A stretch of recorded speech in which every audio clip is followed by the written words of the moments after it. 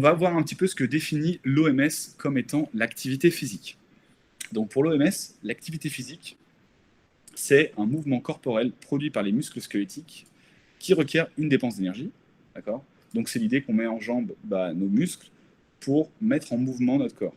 D'accord. Alors, donc l'activité physique, ça désigne tous les mouvements que l'on peut effectuer, notamment dans le cadre de loisirs, sur le lieu de travail ou pour se déplacer d'un endroit à l'autre. Un truc qu'on oublie souvent, ça notamment si vous êtes amené à faire de la nutrition ou de la diététique, en fait l'activité physique, c'est pas que le sport. D'accord. On va voir la définition du sport juste après, mais faites attention parce qu'on a souvent tendance à oublier, par exemple, la dépense d'énergie qu'on peut avoir dans des métiers. Alors moi, mon métier, vous voyez bien, là je suis assis. Malheureusement, j'ai pas un métier très actif. Et il n'empêche qu'il y a des personnes qui ont des métiers où ils font beaucoup d'activité physique sur leur lieu de travail. Nous, on pense souvent à l'idée de l'activité physique de loisir, ce qui est un peu un... En fait, c'est trop restrictif, parce qu'en réalité, même dans la vie de tous les jours, imaginons vous prenez quelqu'un qui habite en maison, et lui, sa passion, c'est de jardiner, le fait de faire le potager, c'est aussi de l'activité physique, d'accord. Ou c'est aussi le fait de se déplacer quand vous allez d'un point A à un point B, à pied, en vélo, etc. Donc ça, c'est tout autant de choses qu'il faut prendre en compte, et donc il n'y a pas que spécifiquement le sport. Bien entendu, on est d'accord, celle qu'on pense le plus spontanément, c'est le sport. Donc une des définitions qu'on pourrait donner du sport, donc le sport, ça correspond à un ensemble d'activités physiques se présentant sous forme de jeux individuels ou collectifs, donnant généralement lieu à des compétitions pratiquées en observant certaines règles précises. Et donc là, faites bien attention, l'idée c'est que le sport, c'est de l'activité physique, mais sous forme de jeu, avec généralement un cadre qui donne des règles, d'accord. Et c'est souvent comme ça qu'on peut définir globalement le sport. Alors, l'e-sport dans tout ça, pour vous, que ce soit Fortnite, StarCraft, FIFA, Warzone, World of Warcraft, League of Legends, est-ce qu'on peut considérer l'e-sport comme une activité physique pour vous? Non. Sport intellectuel. Counter-Strike, le grand oublié. Désolé, Alexian. Je suis pas un... J'aurais pu mettre Counter-Strike, j'aurais pu mettre Unreal Tournament, j'aurais pu mettre Super Mario. Mais après, c'est peut-être des jeux que vous n'allez pas connaître, les plus jeunes. On ne bouge pas. Ils sont tellement surénervés que ça doit bien contracter quelques muscles, de par le stress oxydatif produit lors de l'événement de l'e-sport. Alors, d'un point de vue purement pratico-pratique, effectivement, c'est plutôt du sport intellectuel. Il n'empêche que ça augmente un petit peu la dépense énergétique quand il y a des grandes compétitions. Les joueurs, effectivement, doivent avoir une certaine endurance, parce que le fait de rester focalisé comme ça pendant des heures sur un jeu, ça demande des capacités cognitives importantes. Mais il n'empêche qu'on ne peut pas définir l'e-sport comme réellement de l'activité physique. Pourquoi? En fait, tout simplement parce que ça se pratique. En règle générale, ça va se pratiquer devant la télé et assis. Donc on ne peut pas réellement dire que c'est de l'activité physique. On ne met pas réellement en mouvement notre corps. D'accord? Même si, je suis d'accord avec vous, pour certains cas, ça reste quand même des compétitions qui sont stressantes, etc. etc. Mais l'activité musculaire stricto sensu, elle est quand même fortement limitée, puisque ça se cantonne à pianoter sur un clavier ou sur une manette. Alors on est bien d'accord que certains joueurs professionnels peuvent monter à 500 APM, ce qui est assez extraordinaire. En termes de dextérité, au niveau des doigts, ils ont une dextérité monstrueuse. Il n'empêche que ça reste quand même pas très énergivore et que ça ne stimule pas trop, du coup, les muscles dans son ensemble. D'accord. Donc ça, pour le coup, c'est le seul sport qui n'est pas vraiment de l'activité physique. D'accord. Souvenez-vous-en parce que du coup, c'est vrai que vous allez être spécialisé dans le sport, vous, et on peut pas. Moi, j'ai déjà des patients qui m'ont dit oui, mais du coup, le e-sport dans tout ça. Ouais, mais non, je suis désolé, mais quand on recommande de faire de l'activité physique, c'est pas de se mettre devant la console et de jouer. D'accord. En plus, il y a l'idée d'activité physique de loisir qu'on va retrouver globalement chez nos patients lambda. Après, il y a des joueurs professionnels. Là, on est dans un autre cadre. Même s'il n'empêche que ça reste quand même pas très très physique. Est-ce que vous connaissez des exceptions dans l'e-sport? Just Dance, réalité virtuelle, effectivement. Tout ce qui, du coup, est réalisé debout, où on va devoir marcher, on va devoir bouger avec le corps, automatiquement, ça fait partie, du coup, de l'activité physique. Donc ça, des fois, ça peut être pas mal si vous avez des patients qui sont un peu des geeks, qui aiment du coup jouer. Effectivement, alors moi, je vous ai sorti le Ring Adventure sur Switch. Ça, c'est pour le coup de l'activité physique, puisque vous avez un anneau devant vous, que vous devez bouger, vous devez contracter vos muscles pour avancer dans le jeu. On pourrait faire la même analogie avec la réalité virtuelle, d'accord? Pour ceux qui ont des Oculus Rift ou des choses comme ça, bah, du coup, automatiquement, en règle générale, on a quand même une activité qui est beaucoup plus importante que juste pianoter, puisqu'on est debout. Pokémon Go, c'est un bon exemple aussi. Le fait de devoir aller dans la ville, donc en fait, tu es obligé de marcher. Donc ici, pour le coup, ça se pratique debout, devant un écran et on est en mouvement. Donc là, pour le coup, on peut réellement considérer ça comme une activité physique. Et ça, pensez-y dans l'idée que bah, l'activité de jeu vidéo n'est pas que sédentaire. Elle peut aussi être physique.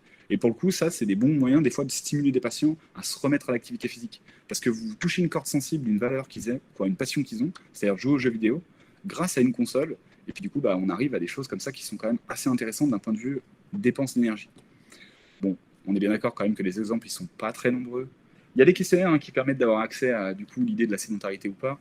C'est vrai que c'est au sens global dans la vie, c'est essayer de prendre un peu tout en compte. L'activité physique de loisir, les déplacements et l'activité professionnelle. C'est vraiment les 3 gros points qu'il va falloir évaluer pour justement essayer de savoir si la personne est plus ou moins sédentaire. Et on va y revenir un peu sur les recommandations de l'OMS par rapport à l'activité physique. Donc souvenez-vous, ça c'est vraiment un levier chez les jeunes qui permet vraiment du coup de leur faire pratiquer de l'activité physique de façon ludique, d'accord? Parce que vous n'allez pas avoir le même discours avec des personnes qui ont 50 ans ou des personnes qui en ont 20. Les personnes qui en ont 20 et qui du coup sont très sédentaires, bah ça c'est une très bonne alternative. Pour autant, une personne de 50 ans, elle ne va pas forcément être elle va même pas déjà savoir de quoi vous parlez, donc c'est des trucs à penser. Alors, donc l'OMS définit une activité physique régulière. Donc pourquoi c'est intéressant? Parce qu'en fait, ça facilite et ça prévient la survenue de maladies non transmissibles. Donc il y a 4 maladies non transmissibles qui sont importantes à connaître. En fait, c'est les 4 globales. Donc il y a les maladies cardiovasculaires, le diabète, les cancers et les maladies respiratoires chroniques. Donc, dans le maladie cardiovasculaire, on va retrouver l'infarctus du myocarde, l'athérosclérose, les AVC, les artériopathies oblitérantes des membres inférieurs. Voilà, il y a tout un tas de pathologies diverses et variées. Le diabète, on va pouvoir trouver le diabète de type 1 ou plutôt le diabète de type 2 surtout. Les cancers au sens large, les cancers colorectaux, etc., etc. Et les maladies respiratoires chroniques. Ok. Donc tout ça, ça fait partie des maladies non transmissibles. Et à votre avis, quel est le pourcentage des décès dans le monde que représentent ces maladies non transmissibles? Est-ce que vous savez? Ces maladies non transmissibles, elles sont responsables de 70% des décès dans le monde. Vous imaginez, ce qui est quand même assez phénoménal. Phénoménal pourquoi? Parce qu'en réalité, il y a 4 facteurs de risque majeurs qui impactent ces maladies et qui induisent ces maladies et sur lesquels on peut agir. D'où l'intérêt de la prévention. Est-ce que vous savez quelles sont ces 4 mesures phares? Et généralement, dans votre pratique, si un jour vous faites de la nutrition, il y en a au moins 2 qui font partie de votre corps de métier et une sur lesquelles vous pouvez jouer un peu. Donc on a tabagisme, alcoolisme, effectivement, alimentation et sédentarité. Et là, on se retrouve avec les 4. Donc effectivement, c'est la consommation de tabac, ça va être la mauvaise alimentation, on va avoir la consommation excessive d'alcool et le manque d'activité physique, donc la sédentarité globalement. Et en fait, c'est avec ces 4 facteurs, si on avait des comportements sains, bah, du coup, on préviendrait la majorité de ces 70% des décès. Donc on arriverait vraiment nettement à faire baisser la mortalité au sens large. Donc des mesures toutes simples, arrêter le tabac, prendre une bonne alimentation, une alimentation équilibrée, attention à la consommation excessive d'alcool. Alors ça, c'est toujours la problématique. Qu'est-ce que c'est qu'une consommation excessive d'alcool? Il y a 2 notions un peu différentes, en fonction de si on parle d'addictologie ou de bienfait santé, et puis du coup se mettre à faire de l'activité physique. Pas forcément du sport, mais au moins de se dépenser et bouger.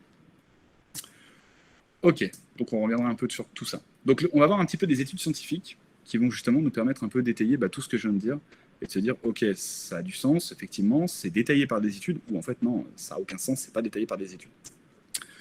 Donc là, je vous présente une étude qui est parue en 2017 dans The Lancet. Donc The Lancet, c'est un très grand journal scientifique. Tout bon scientifique rêverait de publier une étude là-dedans.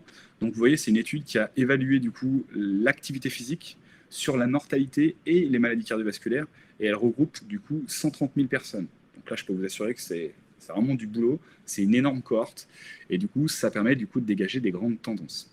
Donc un des graphiques qu'on retrouve dans cette étude, c'est du coup l'idée de voir le hazard ratio. Alors le hazard ratio, c'est quoi? C'est l'idée, c'est le facteur de risque. C'est-à-dire qu'on se dit, ok, dans notre population, on va définir un facteur de risque de 1, et on va voir du coup, plus les gens augmentent leur activité physique, on va voir comment évolue ce facteur de risque. Si le facteur de risque dépasse les 1, ça veut dire qu'on a plus de chances de développer la maladie, ou tout du moins de mourir de mourir à cause d'une pathologie, notamment les pathologies cardiovasculaires, dans l'occurrence. Et s'il devient inférieur à 1, bah, du coup, c'est qu'on a moins de chances. Donc comprenez par là, si on arrive ici, par exemple, avec un hazard ratio à 0,8, eh ben, on a 20% de moins de chances de développer des... C'est pareil que le risque relatif. C'est à peu près la même idée, sauf que le risque relatif, si je ne dis pas de bêtises, il est exprimé... voici, il est exprimé par rapport à 1, c'est pareil, ouais. En fait, on parle soit en pourcentage, soit par rapport à 1. L'idée 1, c'est 100%. On a tous un facteur de risque à 1. Et en fonction de notre mode de vie, bah, ce facteur de risque, soit il augmente, parce qu'on a des mauvaises habitudes, soit il diminue, parce que du coup, on tend vers quelque chose de sain. Donc là, ce qui est intéressant de voir, c'est que plus on augmente son activité physique par semaine, bah, plus notre facteur de risque baisse, d'accord. Mais par contre, ce qui est intéressant aussi de voir, c'est que c'est pas linéaire. C'est-à-dire qu'on a beaucoup d'intérêt à faire de l'activité physique, mais après, quand on compare ici de 3000 à 15 000, en fait, on évolue plus tant que ça. On tourne autour des 0,7. Donc l'idée, c'est pour ça qu'on arrive à définir des valeurs à partir desquelles ça ne sert pas forcément à grand-chose de faire plus, mais c'est ce minimum à faire pour avoir le bénéfice. D'accord. Donc ça, c'est assez intéressant parce que déjà, ça prouve qu'effectivement, l'activité physique fait baisser le risque de décès. D'accord. Et le risque de décès lié aux pathologies cardiovasculaires. D'accord. Donc ça, c'est ultra important parce que ça montre vraiment que du coup, plus on a que l'activité physique, c'est intéressant dans la prévention et dans la lutte contre les maladies cardiovasculaires. Ça vous paraît assez logique, mais c'est important pour vous maintenant d'essayer toujours d'aborder ça d'un point de vue scientifique. Est-ce qu'il y a des études qui prouvent ça ou pas? D'accord. Et c'est vraiment du coup la démarche qu'on veut que vous ayez. C'est pour ça qu'on vous fait faire des travaux de recherche pour justement avoir cette idée de bien comprendre les études, comment ça marche et du coup ce qu'on en retire. Alors, maintenant, si on regarde un petit peu, du coup, pareil, c'est une étude qui regarde, du coup, l'association de l'activité physique avec toutes les causes de mortalité, donc c'est le risque de décéder au sens large, d'accord, en ayant fait, du coup, de l'accélérométrie, globalement. Alors, ce qui est intéressant ici de voir, il y a deux choses. Tout à l'heure, en fait, les chercheurs, ils ont pas trafiqué les chiffres, mais ils ont fixé le risque des gens qui ne pratiquaient pas d'activité physique à 1. Et ils ont comparé ça à cette population. Ici, ils n'ont pas fait ça du tout.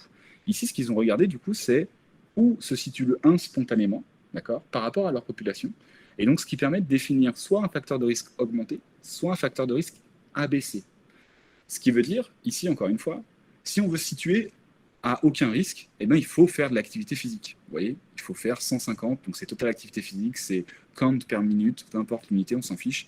L'idée étant qu'il y a une quantité minimale à faire d'activité physique pour avoir un risque à 1. Si on est dans la sédentarité, on est du coup on va augmenter notre risque. C'est-à-dire ceux qui se dépensent très peu, leur risque, du coup, de mourir, de décéder toutes causes confondues, est de 2. C'est-à-dire qu'en fait, on a 2 fois plus de chances qu'une personne qui fait un peu de sport. Et après, ce qui est intéressant, c'est que plus on fait du sport, on a un effet bénéfique. Par contre, attention, vous avez vu que la courbe, elle s'ouvre. Ce qui veut dire que trop de sport, peut-être que ce ne serait pas forcément très bon non plus. C'est à prendre avec des pincettes, mieux vaut trop que pas assez pour le coup. CPM, c'est une mesure en fait en accélérométrie. C'est en fait, tu sais, quand tu mets, il existe des capteurs d'enregistrement d'activité physique qui du coup détectent l'accélération en fait de ton corps. Tu as des monoaxiales, tu as des triaxiales, et une des unités qui est utilisée, c'est le CPM. Peu importe, on s'en fiche. L'idée, c'est que plus ce chiffre est grand, plus ton corps est en mouvement. D'accord. C'est ça qui va être intéressant. Donc ici, on peut en retirer deux choses. C'est que la sédentarité, elle augmente le risque de décès, alors que l'activité physique fait baisser le risque de décès, mortalité, toutes causes confondues. C'est-à-dire que c'est aussi bien le risque de décéder d'un infarctus du myocarde que d'un diabète, que des complications d'une hypertension artérielle, etc. etc. C'est toutes causes confondues. On ne définit pas spécifiquement une pathologie en particulier. Donc ce qui montre bien quand même que ça a un gros intérêt de faire un minimum d'activité physique, voire d'en faire quand même pas mal pour essayer de lutter contre ce facteur de risque.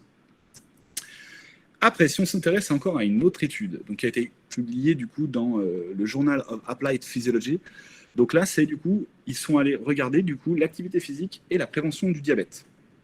Alors, elles se lisent un peu différemment ces études, et l'idée c'est qu'eux, ils n'ont pas regardé la mortalité du diabète, ils ont plutôt regardé spontanément la prévalence de diabétiques dans différentes populations. Comprenez par là, en gros, on regarde le taux d'incidence de la maladie pour 100 000 personnes. D'accord. Et ce qu'on s'aperçoit, c'est que quand on regarde des personnes qui n'ont pas du tout d'activité physique vigoureuse, ici pour le coup c'était en nombre de sessions par semaine, ceux qui font moins d'une session d'activité physique vigoureuse ont, en gros, on observe 400 cas de diabète sur 100 000. D'accord? C'est un peu comme une probabilité. Plus on augmente cet exercice vigoureux, bah on voit que plus ça diminue. Et quand on dépasse les 5, bah on voit qu'on a 2 fois moins de chances de développer un diabète par rapport à quelqu'un qui en fait moins de 1. On peut le lire autrement aussi. Donc ici, ils ont regardé aussi, ils ont pris leur population, et dans la population, ce qu'ils ont regardé, c'est qu'ils ont hiérarchisé, ils se sont dit, OK, il y a des gens qui pratiquent beaucoup d'activités physiques, d'autres qui en pratiquent moyennement, et d'autres qui en pratiquent beaucoup. Et puis, ils ont réparti comme ça leur population en tertiles.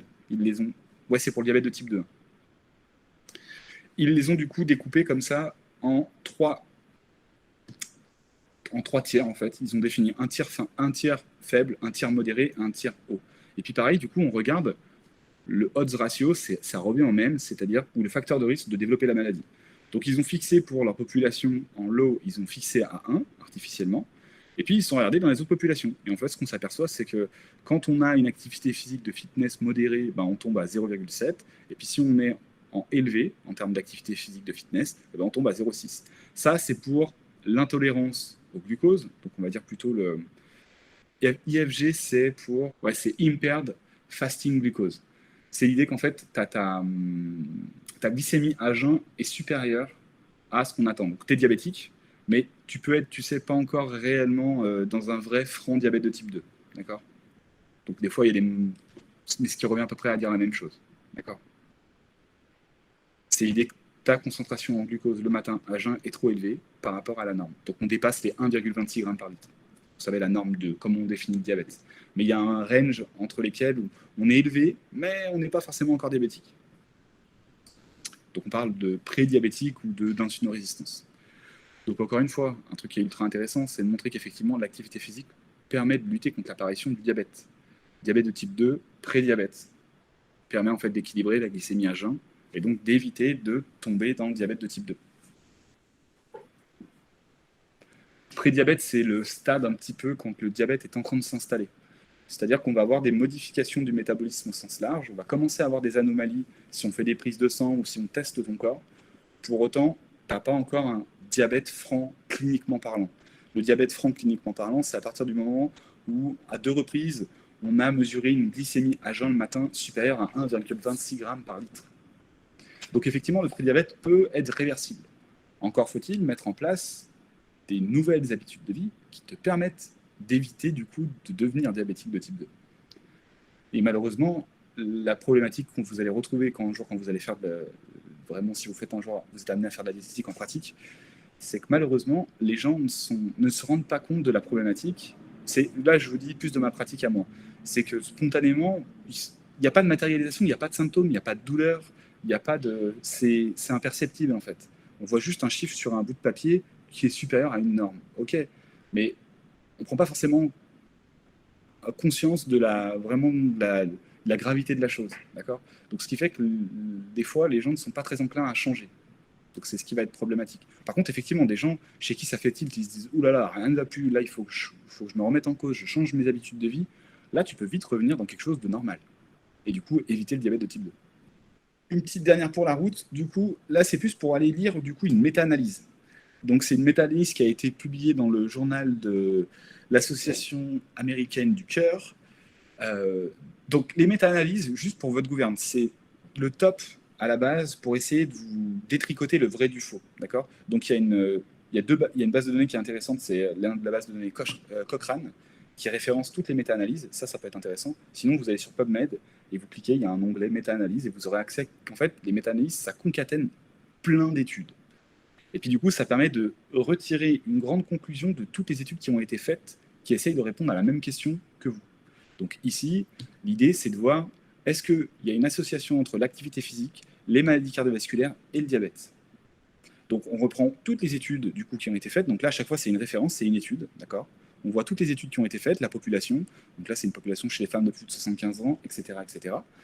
Et puis, on regarde à chaque fois, du coup, par rapport au risque relatif. Donc ici, c'est le risque relatif de mort cardiovasculaire ici c'est spécifiquement pour le cardiovasculaire, et on se rend compte que toutes les études s'accordent à dire qu'effectivement, plus on fait d'activité, quoi, quand on fait de l'activité physique, et bien du coup, notre risque il est amoindri. Quand on a un risque de 1, le risque il est normal, et dès qu'on dépasse le 1, on a un risque qui est supérieur, donc on a plus de chances de mourir d'une maladie cardiovasculaire.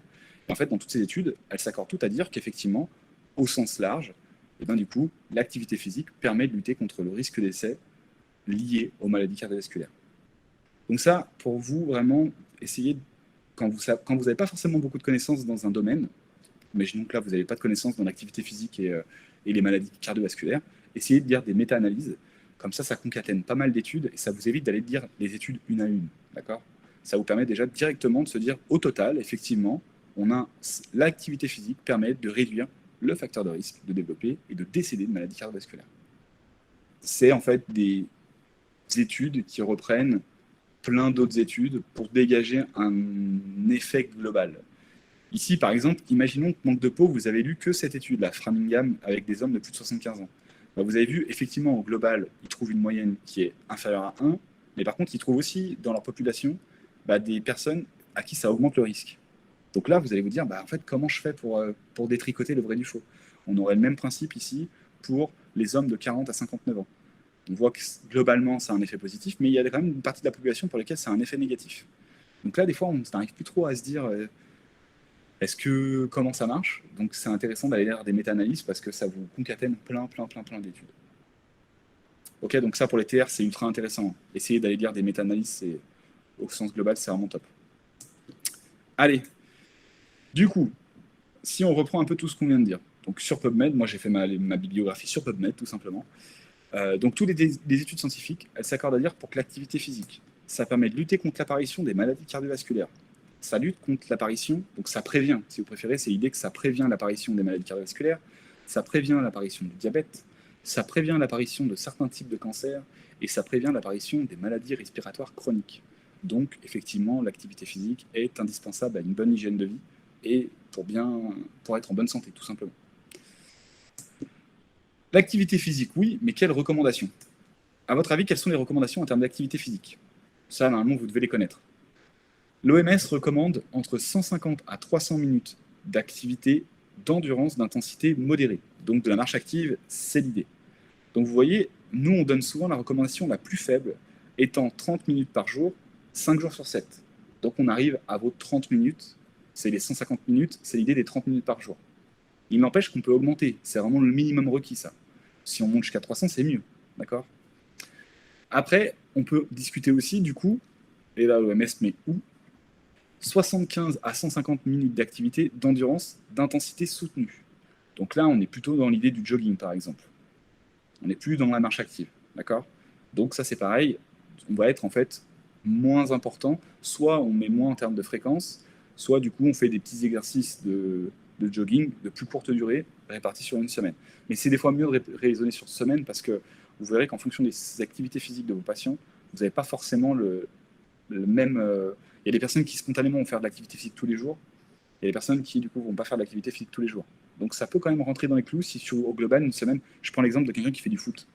Quelqu'un qui fait du foot, imaginons qu'il fasse 2 entraînements par semaine plus un match, globalement, il est largement au-dessus des recommandations, malgré le fait que pendant 4 jours sur 7, il ne va pas faire de sport. Vous voyez un petit peu l'idée ? Après, on peut raisonner soit par jour, ce qui peut être plus pertinent, soit à la semaine au sens large. Donc n'oubliez pas les recommandations en semaine. Et ça, c'est le minimum, d'accord ? On se souvient, c'est vraiment le minimum. Donc, si on va au-dessus, c'est encore mieux. L'OMS nous donne encore un autre petit truc. Donc, c'est plus 2 fois par semaine ou davantage des activités de renforcement musculaire d'intensité modérée ou supérieure. Et ça, c'est l'idée d'essayer d'avoir un bienfait supérieur à juste la pratique du sport. D'accord ? Donc ça, vraiment, souvenez-vous de ça, c'est que le fait de faire les 150 minutes, imaginons les 30 minutes de marche par jour, plus 2 fois par semaine ou davantage de renforcement musculaire, ça a encore plus de bienfaits sur la santé. C'est de là qu'on va passer du coup d'un risque à 0,7 ou un risque à 0,8 à un risque qui va être encore plus bas. D'accord ? Donc ça va être intéressant et ça va être important de s'en souvenir, notamment pour les recommandations que vous allez avoir par rapport à vos patients. Encore une fois, plus dans la pratique. Là, j'essaie de vous donner des petits trucs et astuces en pratico-pratique. N'essayez pas du jour au lendemain d'imposer à vos patients ils sont très sédentaires, ils ne font pas d'activité, à passer du coup à beaucoup d'activités d'un seul coup. Il va mieux falloir y aller petit à petit pour qu'ils y prennent goût et que du coup ils arrivent vers la recommandation. C'est toujours, moi je dis toujours à mes patients, oui mais regardez d'où vous partez et où on veut vous emmener, d'accord? La problématique c'est si vous leur dites, voilà, bah, en fait il faut faire minimum 30 minutes d'activité physique par jour, ils en faisaient 0 par semaine, vous leur demandez 30 par jour, tous les jours, waouh, ça peut paraître insurmontable. Donc c'est l'idée, vous êtes face à un mur de 3 mètres. Pour autant, pour atteindre et monter tout en haut de ce mur de 3 mètres, si je vous mets plein de petites marches, bah, du coup, vous allez y arriver en haut. Donc, je vais vous emmener gentiment vers ce que j'ai envie de vous emmener. Donc, au début, ça peut être, par exemple, des fois, il y a des recommandations, c'est tout bête, hein, juste une fois par semaine d'aller faire une petite balade de 30 minutes. Puis après, petit à petit, au fil du suivi, vous allez passer à 2 fois par semaine. Puis après, vous allez essayer, du coup, de mettre en place une autre activité. Et donc, petit à petit, comme ça, les gens vont tendre vers les recommandations. Mais essayez pas de faire du tout ou rien, ça marche pas. Même si les gens sont ultra motivés, ça, au bout d'un moment, ça va, du coup, les gens vont se démotiver. À partir de combien de temps ça peut devenir délétère pour le corps? Ça, on va en parler à la fin. En fait, il n'y a pas réellement de chiffres spécifiques, malheureusement. Pour autant, effectivement, l'excès peut être néfaste aussi pour la santé. Mais on va plus parler un petit peu au sens global. À votre avis, quels sont les effets de l'activité physique? Vous m'en avez parlé, du coup, ça augmente le rythme cardiaque. Qu'est-ce que ça fait d'autre? Qu'est-ce que ça améliore comme fonction physiologique au sens large? Donc bien-être physique et moral, je suis d'accord. Ça abaisse la tension artérielle, ça joue sur les hormones, ça libère des endorphines, ça stimule le système immunitaire, oui, même si c'est pas forcément le premier truc auquel il faut penser déjà. Alors, d'après l'OMS, du coup, ça améliore les aptitudes musculaires, ça c'est la base. Donc améliorer les aptitudes musculaires, ce qui fait qu'on se sent plus tonique. Ça améliore les capacités cardiovasculaires. Donc ça, c'est intéressant, notamment du coup dans l'émergence des pathologies cardiovasculaires. D'accord? Ça améliore les capacités respiratoires. Encore une fois, si on stimule notre corps, bah, notre corps s'adapte. Donc pour s'adapter, bah, il améliore ses capacités. Ça améliore la santé osseuse. N'oubliez pas que le squelette, il a besoin d'être stimulé pour être solide. Donc ça améliore la santé osseuse. Donc ça, c'est une des recommandations aussi à avoir quand on parle d'ostéoporose. L'activité physique, c'est ultra important. Ça permet de maintenir un poids corporel sain, donc ça va lutter contre le surpoids et l'obésité, d'accord? Même si ce n'est pas forcément la meilleure manière de maigrir, mais en tout cas ça aide, d'accord? Et ça va aussi permettre le maintien des fonctions cognitives. Alors, à l'inverse, est-ce que l'activité physique, elle peut être néfaste pour la santé pour vous? Tout excès, en fait, pour le corps humain, peut être néfaste. Comme toute chose, c'est simple, mais ça, c'est vrai pour tout, d'accord? On va voir un petit peu, du coup, en biologie, ce que ça veut dire. Donc, juste pour détailler un peu les différents risques qu'on peut développer si on fait trop d'activité physique. On va augmenter le risque de blessure, parce que notre corps, on ne laisse pas notre corps le temps de s'adapter, et donc, du coup, bah, malheureusement, il va avoir tendance à potentiellement plus se blesser. On va avoir des risques d'irritabilité. Le fait de faire trop d'activité physique, ça peut aussi jouer sur le moral et un peu le mood sur lequel on est. On va tendance à être quand même plus irritable. D'accord? Ça induit aussi effectivement des risques de troubles du sommeil. Donc ça, effectivement, ça joue sur le sommeil. Et si on a des troubles du sommeil, bah, du coup, on récupère moins bien. Et là, c'est le serpent qui se mord la queue. On est de moins en moins performant, etc. On va avoir un risque de baisse de performance. Donc pour vous qui êtes vraiment spécialisé dans la nutrition du sportif et au sens large du coup dans le monde du sportif, c'est important du coup aussi d'expliquer que les phases de récup sont importantes parce que faire trop de sport, il y a un moment où on s'adapte, il y a un moment où on gagne en performance et puis il y a un moment où la courbe elle s'inverse. C'est-à-dire qu'on aura beau faire plus, eh ben, ça va être contre-productif parce qu'on va plutôt avoir tendance à faire baisser ses performances. Et on a un risque aussi de développer ce qu'on appelle une pathologie qu'on appelle la bigorexie, c'est-à-dire une forme d'addiction à la pratique d'activité physique. Ce qui est important pour la pratique de sport, c'est vraiment d'avoir des phases de repos. C'est-à-dire qu'en fait, d'avoir des phases où on laisse le temps à notre corps d'être au repos, de resynthétiser correctement les fibres musculaires, de s'adapter, de lui laisser le temps de pas qu'on lui tire tout le temps sur la corde, parce que la corde, si on tire tout le temps dessus, au bout d'un moment, elle casse. À l'inverse, si on tire de temps en temps sur la corde et puis qu'on la laisse au repos de temps en temps, elle va avoir tendance à grossir. C'est une image comme une autre, mais ça vous permet de bien comprendre ce concept. Donc pour que la corde se fortifie, il faut lui laisser des temps de repos. Et c'est pareil pour le corps humain. Une petite phrase que j'aime bien parler tout le temps, et ce qui est vrai pour tout, c'est tout est poison, rien n'est poison, c'est la dose qui fait le poison. Ça, c'est un cher, quoi, c'est un médecin, un docteur suisse qui a vécu au XVe siècle, qui du coup disait, en fait, lui, il avait déjà remarqué que pour lui, En fait, tout ce qu'on avait autour de nous, c'était du poison. Mais en même temps, c'était la dose en fait qui faisait le poison. Et en fait, ça, dites-vous bien que c'est vrai pour tout. Ça va être vrai pour la pratique d'activité physique. Ça va être vrai pour la malbouffe. Ça va être vrai pour un truc tout bête comme la consommation d'eau. Si vous buvez 1,5 litre par jour, ça va très bien. Maintenant, si je vous fais boire 6 litres d'eau d'un coup, bah, vous allez mourir. D'accord? Pareil pour les cours. Ouais, alors oui, mais c'est bien pour ça que tu as des temps de repos. Le week-end, par exemple, tu peux te reposer et je vous conseille de faire le break le week-end. D'accord? Même si vous avez deux, trois petites devoirs à faire, ok? Il y a des moments où vous avez des coups de rush plus que d'autres, mais il faut des moments aussi où vous faites le break. C'est pour ça qu'il y a des vacances aussi. Pour justement, bah, trop c'est pas bon, pas assez c'est pas bon. Il faut trouver un juste milieu. La problématique, c'est toujours comment trouver le juste milieu. D'accord? Et ça, c'est ce qui est le plus compliqué à trouver. Et donc, c'est vrai pour le sport aussi. C'est vrai pour l'alimentation. C'est vrai pour plein de composés dans notre alimentation. D'accord? Donc, c'est ça qui va être assez problématique. Tout à l'heure, on a parlé par exemple de la consommation d'alcool. Consommation excessive d'alcool est néfaste pour la santé, c'est vrai. Pour autant, il y a des études qui montrent que dans certains cas, par exemple chez les hommes de plus de 45 ans, la consommation d'un verre d'alcool par jour est bénéfique contre le risque cardiovasculaire. Donc, vous voyez, un petit peu, ça peut être bon, trop, c'est pas bon. L'idée étant de trouver le juste milieu qui fait que c'est bon. D'accord? Et ça, c'est vrai pour tout, en fait. Donc, je vais vous donner des exemples. Alors, il y aura un exemple fictif et un autre exemple qui sera vraiment concret pour le coup, et ce qui va vous aider un petit peu. Donc, dites-vous bien que, comme toute chose, à partir du moment où on fait un excès, c'est néfaste. Est-ce que vous avez déjà entendu parler de la courbe en U en biologie? Donc, ça peut être intéressant que je vous refasse un petit topo là-dessus, pour bien comprendre ces histoires, du coup, de trop ou pas assez, pourquoi c'est pas bon, en fait, pourquoi c'est néfaste. Alors, je vais vous donner un exemple. Ici, c'est un exemple fictif. D'accord? Tout à l'heure, on m'a posé la question de se dire, tiens, est-ce qu'il y a une durée ou une intensité ou un nombre d'heures par semaine qu'on pourrait définir qui devient du coup qui fait que le sport est délétère? Ça, malheureusement, ça n'existe pas réellement, puisqu'on arrive à avoir des sportifs de haut niveau qui en font vraiment beaucoup par jour. Euh, c'est juste un exemple fictif. Ce qu'il faut bien comprendre, c'est le concept. Donc là, on regarde le risque de mortalité, c'est le facteur de risque, hein, c'est le hazard ratio, c'est le odds ratio que je vous ai présenté tout à l'heure. Et puis on regarde le nombre d'heures de sport par semaine. Bah ça, en fait, ça va décrire généralement une courbe en U. Donc globalement, si on étudiait vraiment ça chez une grosse cohorte, d'accord? Donc on prenait, imaginons, je sais pas, 100 000 personnes, des gens qui font pas du tout de sport avec des gens qui font plein de sport, qu'on regarde le risque de mortalité, et ben on s'apercevrait vraisemblablement que ça fait une courbe en U, d'accord? Alors, cette courbe en U, encore une fois, pour le sport, c'est fictif, c'est juste pour vous comprendre le concept. Ce qui est intéressant de voir, du coup, c'est toujours le risque à 1.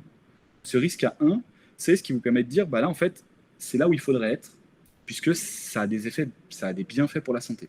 Donc là, en fait, on peut lire le graphique de la sorte. Vous tracez un trait pour avoir le trait au niveau du 1, d'accord? Et puis, vous voyez au moment où la courbe, elle va être à l'intersection de cette droite. Quand on est en dessous d'un certain nombre d'heures de sport par semaine, on voit que le risque, il augmente. D'accord? Donc là, le risque, il est augmenté, ce qui veut dire que c'est néfaste pour la santé, puisqu'on a plus de risques de décéder par rapport à une personne qui ferait du sport. Quand on est au risque de 1, on se rend compte que là, c'est le risque, il est normal, donc c'est plutôt là où on devrait se situer. Tout à l'heure, je vous disais, pas assez, c'est pas bon, trop, c'est pas bon non plus. Et c'est ce qu'on voit aussi ici, c'est que le risque, il réaugmente si on dépasse une certaine quantité. Donc là, généralement, toute consommation, tout comportement du corps, tout comportement humain arrive souvent sur ces genres de courbes en U. C'est-à-dire que si on n'en fait pas, bah du coup, c'est pas bon. Si on en fait trop, c'est pas bon non plus. Et donc l'idée, c'est d'essayer d'aller trouver cette zone verte où en fait le risque il est normal. En fait, c'est l'idée que on est en bonne santé c'est ce qu'on devrait faire dans l'idée du risque normal. Ici, on aurait très bien pu mettre autre chose. On va voir, je vais vous donner un exemple concret. Alors là, cet exemple, ne le retenez pas les valeurs, il n'a pas de sens. C'est moi qui l'ai créé de façon purement artificielle, mais c'est globalement ce qu'on retrouverait si on faisait une étude au sens large. C'est ce qu'on voyait un petit peu sur les courbes qui avaient tendance à remonter, ce que je vous ai dit, ce que je vous ai présenté au tout début. C'est un exemple fictif, ce n'est que pour le concept, d'accord?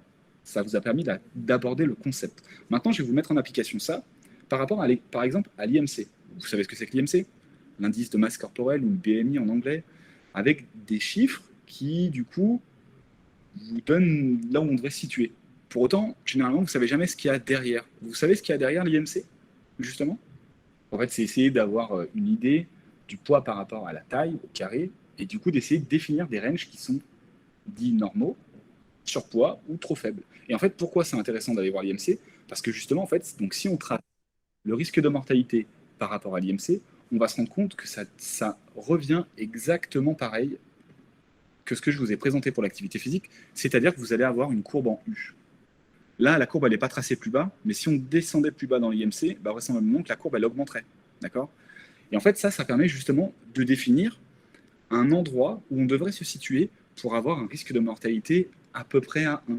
Et plus on va augmenter l'IMC, bah, plus on a un risque de mortalité qui augmente. À l'inverse, plus on descend en dessous de 18,5, plus on a un risque de mortalité qui augmente. D'accord? Donc c'est ça qui est intéressant, c'est-à-dire que ici, vous tracez un trait, vous vous rendez compte que le risque, il est très faible. On est à 1 entre 18,5 et 25. À partir du moment où on dépasse les 25, vous voyez que on va passer au-dessus du 1. Donc entre 25 et 30, on va avoir tendance à augmenter. Ok, c'est pas drastique, hein. On va passer de 1 à 1,2, 1,3. Mais ce qui veut dire quand même qu'on a 20 ou 30% de risque en plus qu'une personne qui a un IMC entre 18,5 et 25. Et puis dès qu'on va monter au-dessus de 30, entre 30 et 35, on va se rendre compte que notre risque il est augmenté de 50%. Quand on dépasse les 35, il est augmenté de 100%, quoi, quasiment de 50% à 100%. Et quand on augmente, on dépasse les 40 en IMC, on va avoir un risque qui est 2,5 fois supérieur à une personne qui a un IMC normal. Et ça, c'est juste le risque de mortalité. Donc dites-vous bien que globalement, toutes les courbes, tous les phénomènes biologiques, vous pouvez les classifier comme ça un petit peu. Et du coup, ça nous permet d'avoir ces courbes en U. D'accord? Ce qui veut toujours dire que tout est poison, rien n'est poison, c'est la dose qui fait le poison. Et c'est pareil pour le poids, par exemple. Si on est trop mince, ça peut être pas bon. Si on est trop gros, c'est pas bon non plus pour notre santé, pour le risque de mortalité. D'accord? Là, l'idée, c'est que le risque, il est très faible. Le risque, là, il est faible. Le risque, il est modéré. Il augmente. Risque élevé et risque très élevé, avec les différentes classes d'IMC, d'obésité, donc normale, surpoids, obésité modérée de grade 1, obésité sévère de grade 2, obésité morbide ou de grade 3. Ici, le risque, il est modéré, mais en fait, j'aurais dû découper ici entre 18,5 et 16,5. Et en dessous de 16,5, la courbe, elle monte en flèche, comme de l'autre côté pour l'obésité. D'accord? Donc là, n'oubliez pas qu'il manque un des traits du U. Normalement, ça devrait vraiment monter à gauche. D'accord?